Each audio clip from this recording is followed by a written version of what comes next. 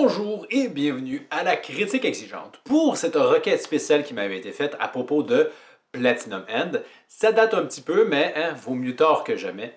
Donc, ce ne sera pas vraiment une review à proprement parler de l'œuvre, parce que je trouve que, vu l'état des choses, Platinum End mérite peut-être mieux un traitement chute en enfer.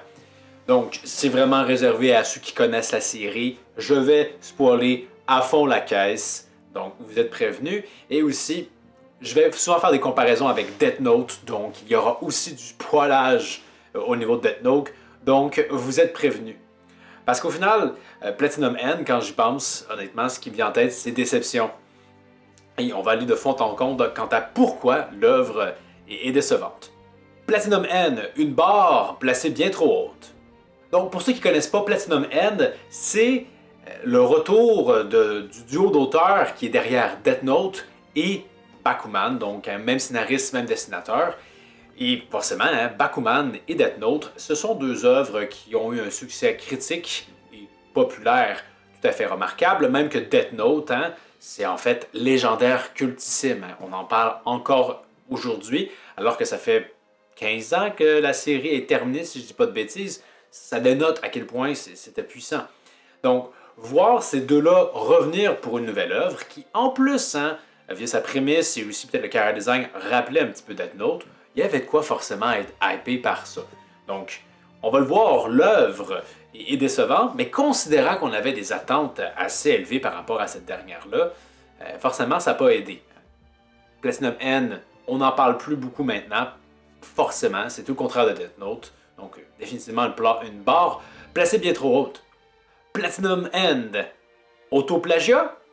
Donc, c'est l'histoire d'un jeune étudiant qui va voir sa vie chamboulée par l'arrivée d'un être ailé qui va lui conférer des habiletés surnaturelles, notamment celle de pouvoir tuer quelqu'un, n'importe qui en fait, en toute impunité. Donc, est-ce que je viens de vous décrire Death Note ou Platinum End? On peut pas trancher avec juste ça.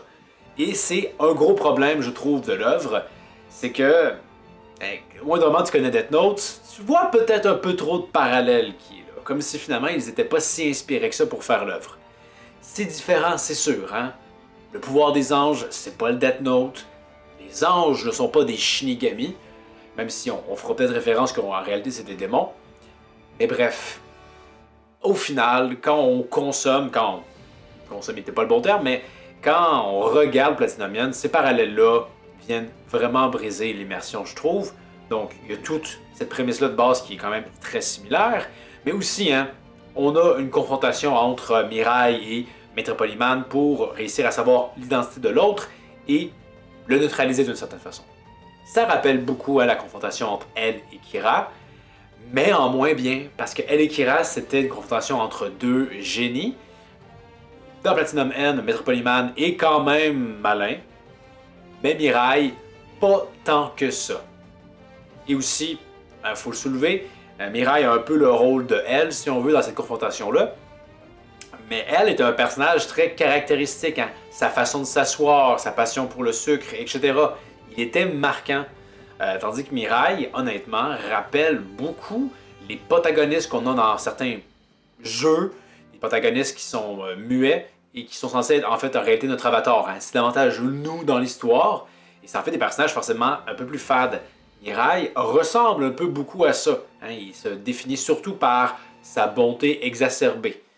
Donc ça fait pas forcément un protagoniste vraiment super intéressant en déca de elle. Et Maître Polyman, de son côté, c'est Kira, c'est Laito.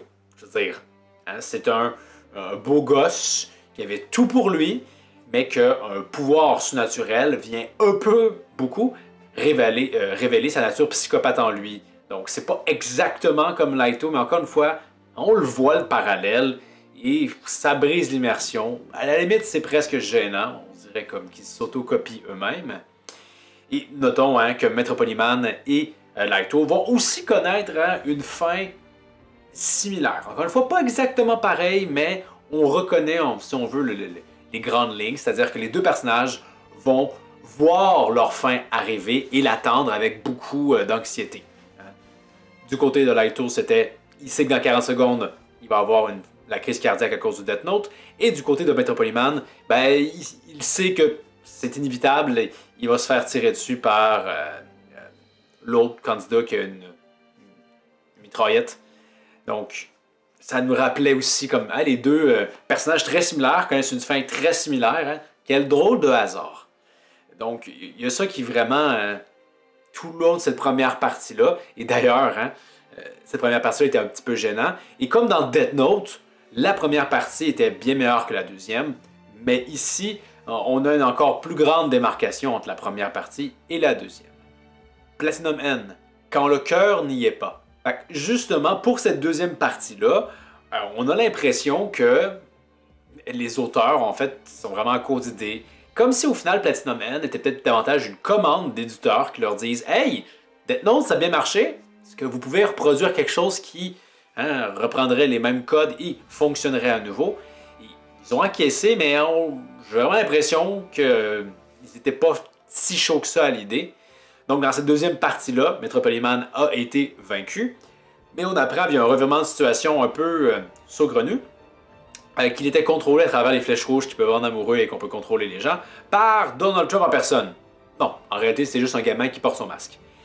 Et on s'attend à ce que ce soit peut-être lui le nouvel antagoniste, mais pas vraiment. Il est finalement pas très antagonisant et de surcroît meurt assez rapidement.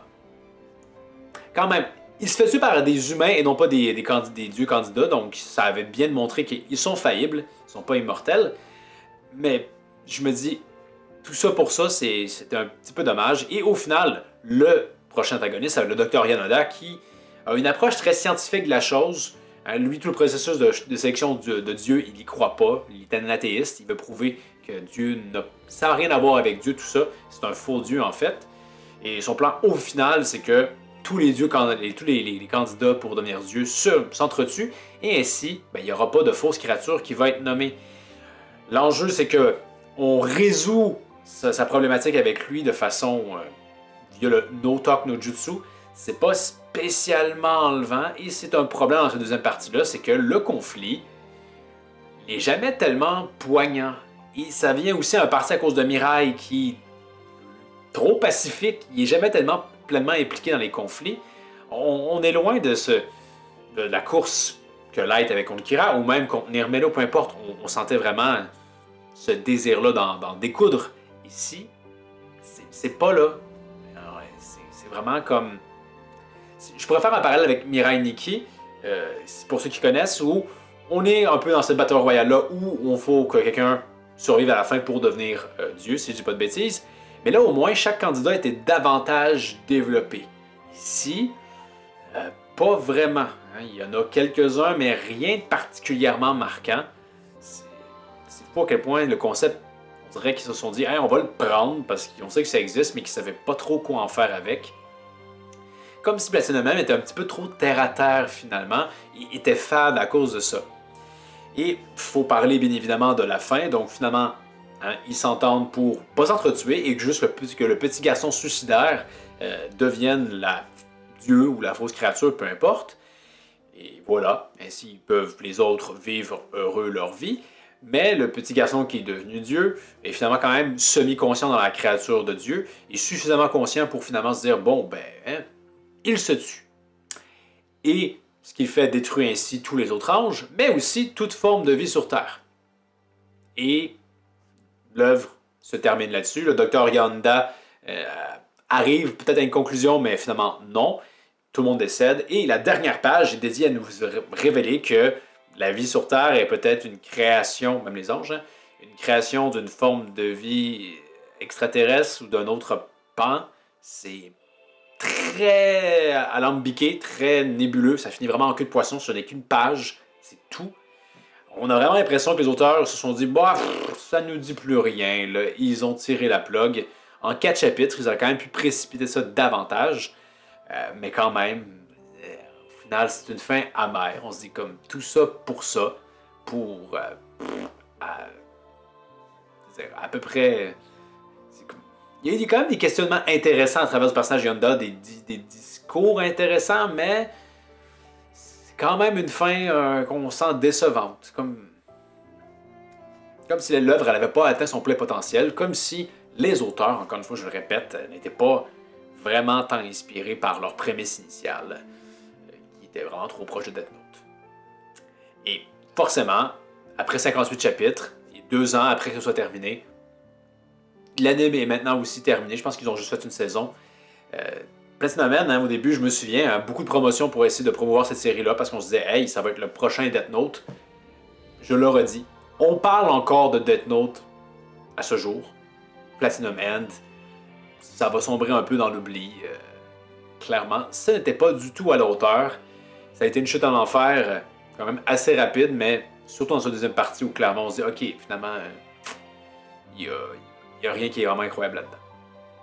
Donc, voilà mon avis sur cette série. Et quant à pourquoi, on a bien des raisons d'être déçus de ce qu'on a eu.